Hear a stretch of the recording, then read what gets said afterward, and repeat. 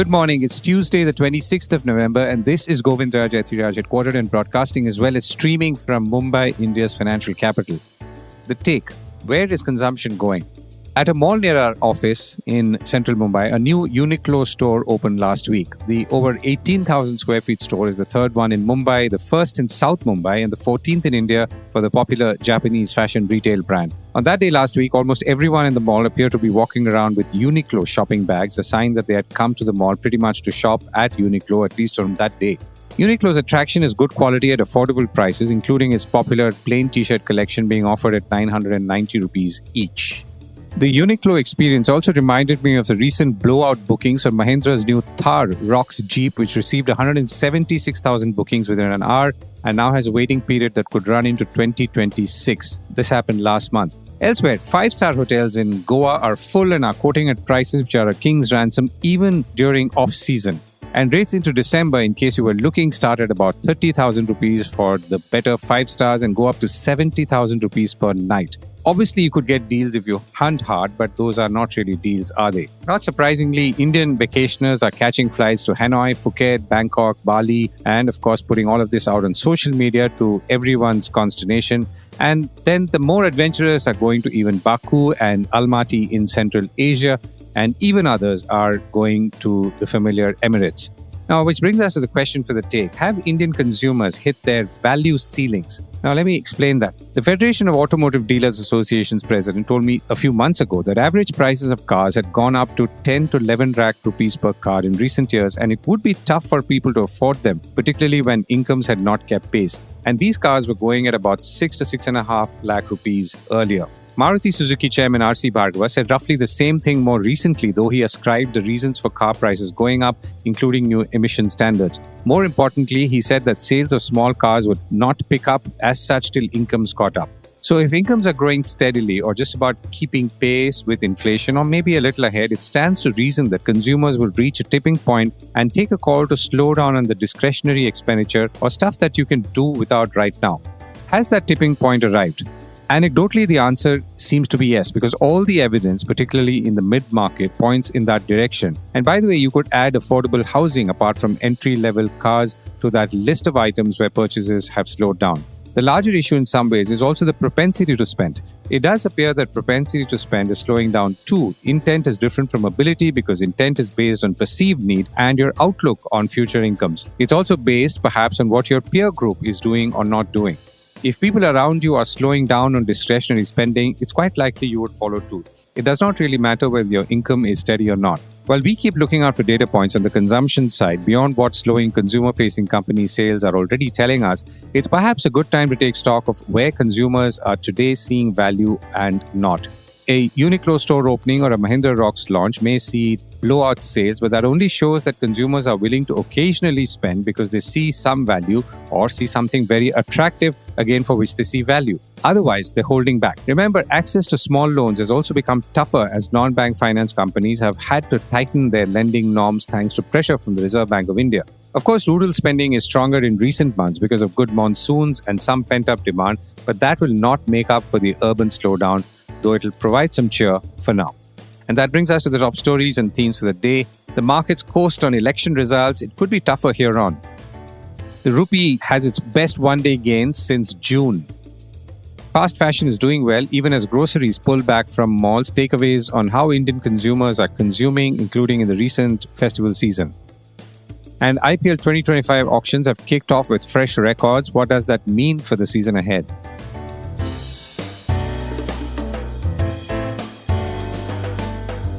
This is a Core Report with Govindraj Ethiraj.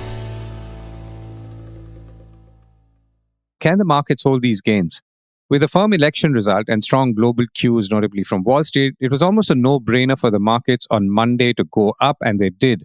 The BSE Sensex and NSE Nifty 50 ended the first trading session of the week on a higher note. The BSE Sensex was up 992 points at 80,109. The NSE Nifty 50 was higher by about 314 points at 24,221. Both indices were higher during the day before coming back, signifying that selling is once again kicking in at higher levels, which would also suggest that despite the current dose of positivity in the markets, the underlying weakness continues to persist and could do so for some time. Some 47 of 50 constituent stocks of the Nifty 50 were in the green thanks to ONGC, BEL, BPCL, Shriram Finance, which were up more than 5% according to Business Standard. The Nifty Small Cap 100 and the Nifty Mid Cap 100 were also up between 2 and 1.5%.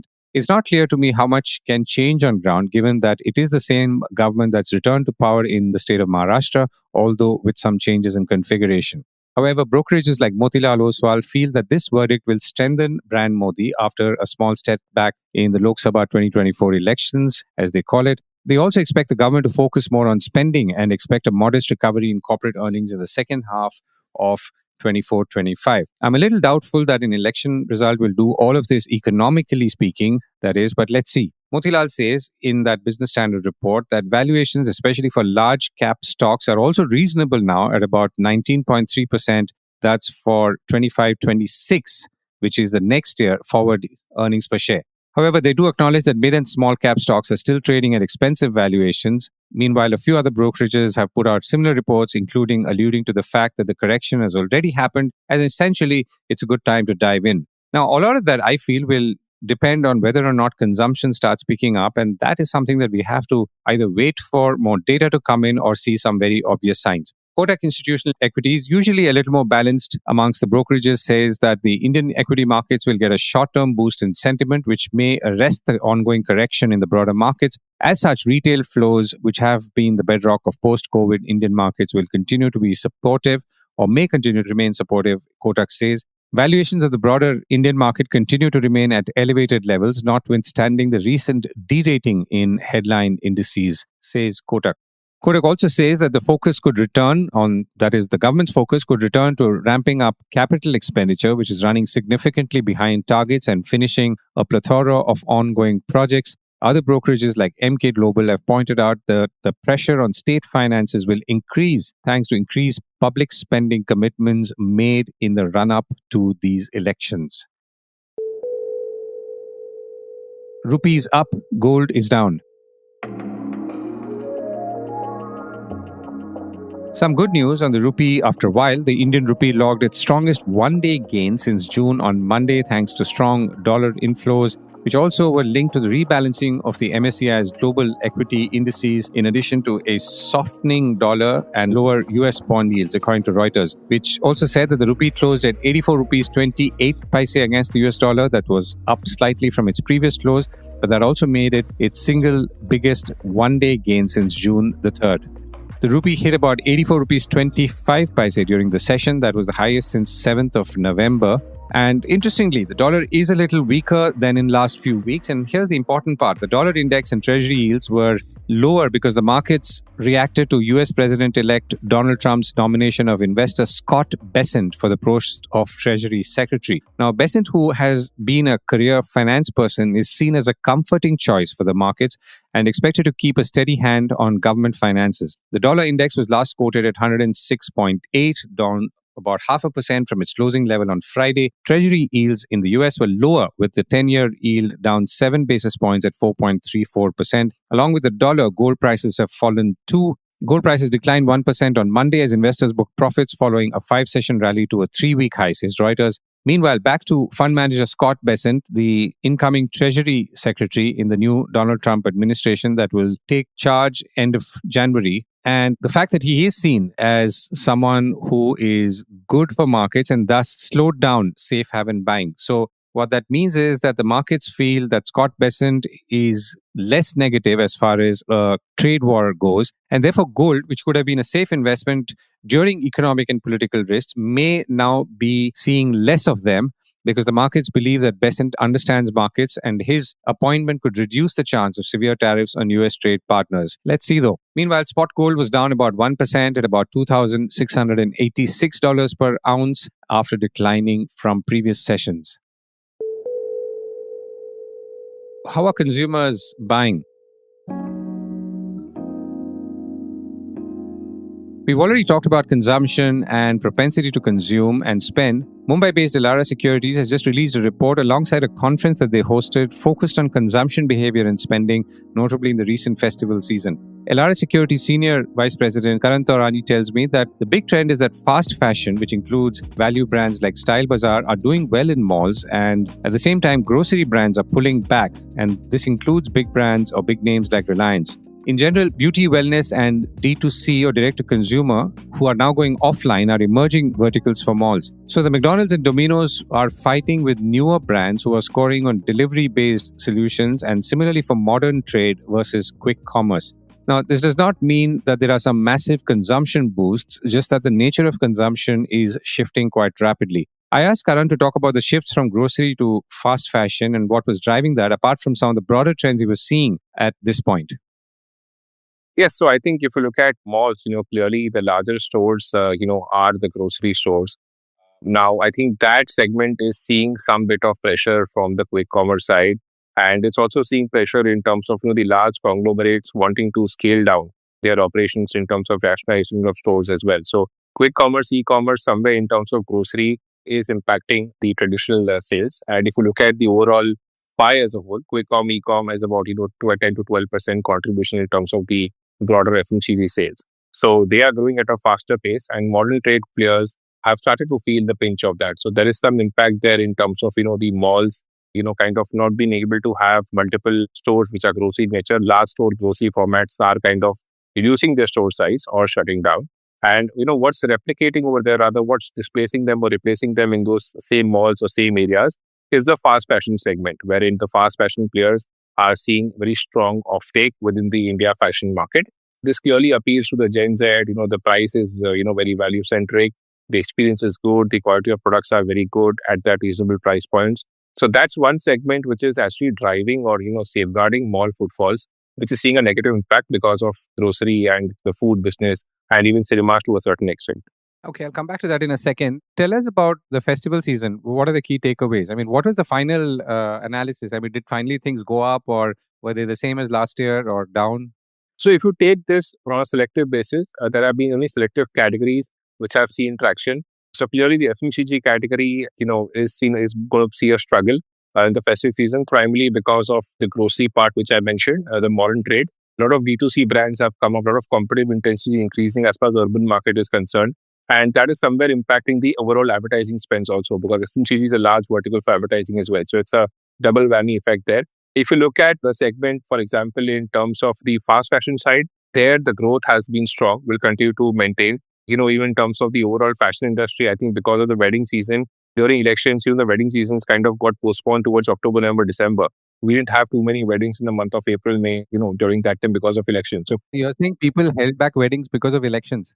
Yes, a lot of weddings were held back that time around. So you're going to see more weddings in the October, November, December quarter. And because of it, the overall fashion industry will see a lot of respite. The third segment, if you see in terms of cinemas, I think the occupancy levels have been quite mixed. Diwali releases have been fairly good, but in terms of broader numbers, it's been 25-30% lower versus the trade estimate. So there are some concerns there. But yeah, December could see respite because of cinemas, because of Pushpa 2, which is a very large blockbuster South-based release. So these are the mixed signals which we are getting across various categories. Now let's come to the food category. Over there also trends are quite interesting. I think all the players are seeing, SSG growth to be in the flattish or the declining trajectory, clearly because there is heavy competitive intensity there.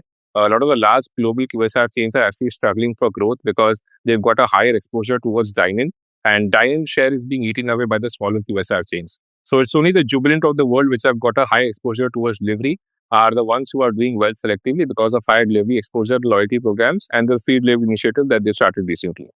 Sales of companies like Levers and Nestle have slowed down, including in the last quarter. So whatever is happening below is more a shifting of the manner of purchase rather than the purchase itself. Yes, absolutely. So there are two things you have to record for. One is, of course, the manner of purchase which is happening in terms of the things going from, online side, from a traditional side to the online side. Second thing which is happening is that online gives a lot of exposure to D2C brands. And, D2C brands get this entire advantage in terms of distribution going directly to the customer. So the fragmentation is happening on the market side from that as well. And the third very important factor is also the general slowdown in terms of consumption and income levels. So that's impacting the urban slowdown exactly. When you say general slowdown in terms of income levels, are you saying that incomes are slowing down or lower? I mean, are you using some data point for this, or this is more because you're seeing consumption slow down? So broadly, in terms of the urban areas, what we've seen is that, as per whatever checks that we did during this conference, that clearly the slowdown is happening in terms of people not wanting to spend more. So, in terms of the FMCG category or in terms of the food category, the wallets have plateaued now in terms of spending. Rural is obviously more better and more higher and more stronger, primarily because of the initiatives after elections and, whatever the welfare schemes that we have pushed. Urban somewhere seeing some kind of plateauing impact. But yes, the premium audience in urban remains to be rock solid. But again, the contribution of the premium audience, would be not more than 15-20% as per our assessment. So that's the exact story there. Right. So if people are not spending more, do you feel there is also some kind of fatigue in buying, and maybe people who were buying maybe more things than they wanted to or consuming more than they wanted to are now slowing down? Or is there something else which is reducing the propensity to spend? As I told you, the big displacement factor is D2C brands, right? So every market, every segment is seeing fragmentation. More than the fragmentation, it is also the customer willingness to kind of, move away from brand loyalty. So what we've seen in the past, consumers have always been loyal to a Domino's pizza, to a McDonald's burger, right? All those things are kind of moving away. I think similar the trend in FMCG business as well. If you look at the hair oil category, if you look at the food category, if you look at the staples category, a lot of displacement is happening. I think quick commerce is also partially responsible for breaking this loyalty away from the customers. So this is a clear impact in terms of why the larger brands are not able to grow beyond a certain point or are struggling for growth rather. So if you take, let's say, the large well-known brands, you talked about burgers, for example. So let's say you take McDonald's, Burger King as the traditional or the older big brands. And then you have, as we've spoken before, a whole slew of domestic brands, which in turn have become quite big in some regions. So my question really is, and that's the last question, is the overall pie growing, or where is it right now? So the overall pie is definitely growing. It's growing more in favor of the organized players. It's growing double digit, anywhere between 12 to 15%. It's growing because of two factors, because of, store additions by existing larger QSR chains and, very rapid expansion by smaller QSR chains on a very small base. And also because of some bit of SSG by selective small QSR chains which are there. So the overall pie is also growing. And the pie which is growing is also seeing displacement in terms of market share, because the entire market is moving towards value-centric offers, promotions, schemes, low end, the prices have been cut by the smaller chains which have got support of PE funding and so on and so forth. So clearly the market is seeing pressure in terms of pricing, which is denting, the growth rates for the larger chains, which are not able to maintain market share because of high base. Karan, thank you so much for joining me. Thanks. Standard & Poor's lowers estimates. Standard & Poor's Global Ratings on Monday revised downwards its estimate for India's economic growth for the next 2 financial years, as high interest rates and lower fiscal impulses tempered or will temper urban demand, according to Business Standard. In an update to its economic forecast for Asia-Pacific economies after the US election results, Standard & Poor's has projected a 6.7% GDP growth for 25-26. Remember, we are in 24-25, and 6.8% for the following year, which is down from 7%, and the previous one is down from 6.9%. For 24-25, S&P has pegged GDP growth at 6.8% and says that this is because of higher interest rates and lower fiscal impulses tempering urban demand. S&P has also retained its growth projection for China at 4.8% in 2024, though it's cut its next year forecast to 4.1 from 4.3 and onwards. Meanwhile, a Reuters poll says India's economy likely grew at its slowest pace in 1.5 years in the 3 months to end September, as weak consumption offset a strong recovery in government spending, which for years has helped drive growth. India grew at about 8% in the fiscal year to end March, that's the last financial year, but has since slowed sharply as skyrocketing food inflation drives up cost of living and forces households to cut spending, says Reuters. The big IPL auctions. The Indian Premier League IPL 2025 mega auction is being held in Jeddah, Saudi Arabia this year and is already making waves with the record sums being offered. The matches will start in March 2025 and the auctions are held every 3 years, which allows teams to refresh their players. There are 10 IPL teams who will fill a total of 204 slots, including 70 for foreign players. They will have a choice of 577 cricketers, which include 367 Indians and 210 overseas players to pick from. The minimum base price of a player at the IPL 25 mega auction is 30 lakh rupees, while the maximum base price is 2 crore rupees. Lucknow Super Giants acquired Rishabh Pant for 27 crore rupees at the IPL 25 auction, making him the most expensive player in IPL history to date. Earlier, Punjab Kings paid about 26.75 crore rupees for Shreyas Iyer, and that saw him hold that record briefly of being the highest player. I reached out to noted cricket and sports writer and commentator Ayaz Memon, and I began by asking him what stood out in this time's auction, which is of course still going on, and what they signified when it comes to the matches and season next year. A couple of things, Govind, just to set the kind of stage for the discussion. One is that the purse has gone up. Now there's more money to spend in purchasing talent for the IPL franchise owners. So that's why you're seeing these figures, 27 crore and 26 crore and 25 crore and so on. Last year, in fact, for 25 crore, there was almost like, people collapsed in disbelief when Mitchell Stark got that kind of a purse. But this time, everybody knew Rishabh Pant would go for plenty, but nobody was sure for how many or how much. So 27 crore, I think this is actually, is setting a benchmark which may not last too long, because all the franchise owners are pushing for a higher purse from the IPL organizing committee and saying that, listen, it's just got more competitive. There's more money available, so to speak, in the market. So therefore, talent is not easily available and we want more money. So that's for the future.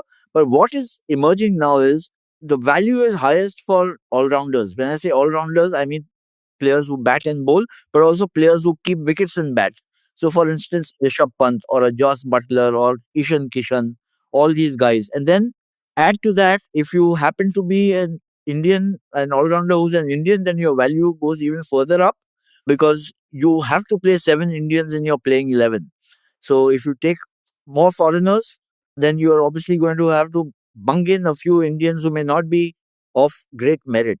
And the third kind of factor which raises the value of a player is the star quality, like a Rishabh Pant has or a Virat Kohli would have, or, which is a bit of an anomaly because some of the really high guys who got very fancy prices this time are not really mega stars in the Indian context either, like Venkatesh Iyer for KKR, who went for plenty, or Yuzvendra Chahal and Arshdeep Singh, who went for 18 crore each, which is also a very good price, not anticipated at all. Right. So, what's the overall purse, as you call it, looking like? I mean, does it mean that, let's say, the entire pie, which includes all the money that's going to come in from advertisers, is growing substantially into 2025?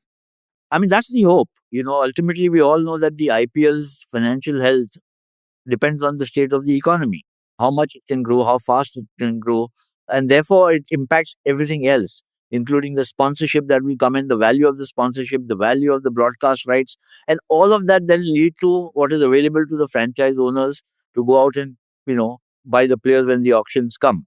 The business model of the IPL is that I think every franchise is getting approximately 260 crore a year. So you can spend very little, but you may not be competitive in terms of having talent at your disposal or resources. So I think what is emerging now is 100 plus crore. I think it's about 110 crore that is the purse now, is where franchise owners feel that there's still scope for improvement because players are getting more expensive. And as you know, that IPL has, in fact, because of the IPL, the success of the IPL, a lot more leagues have mushroomed all over the world. So players have to find time to, you know, kind of budget their time and also come and play in the IPL. And the best players want to be here, but the best players will then always want the best prices. Hmm.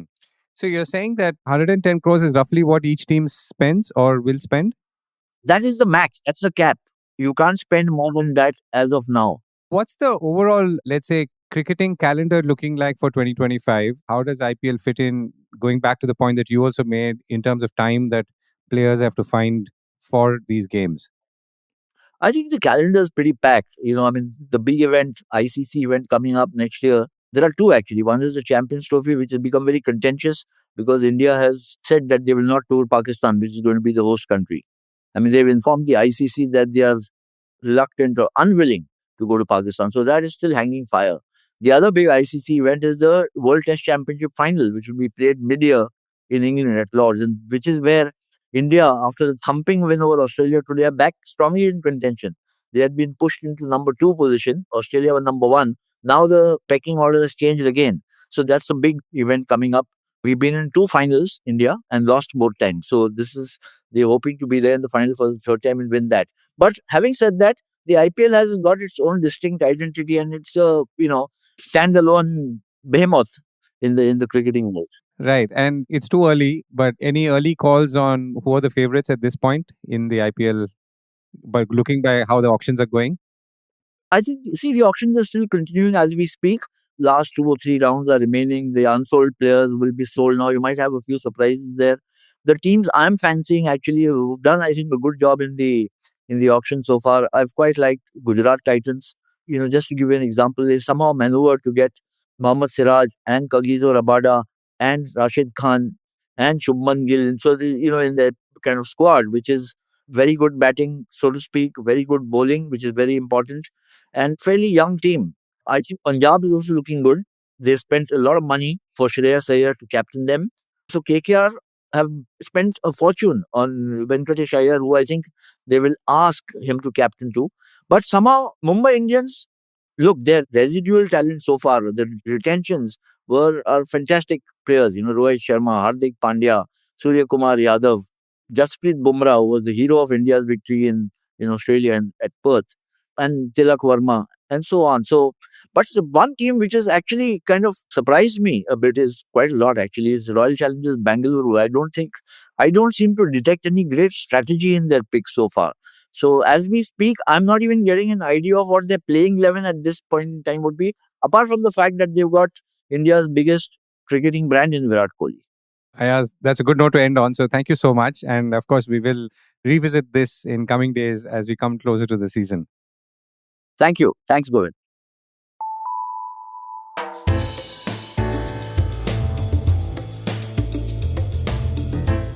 That was the Core Report with me, Govindraj Ethiraj.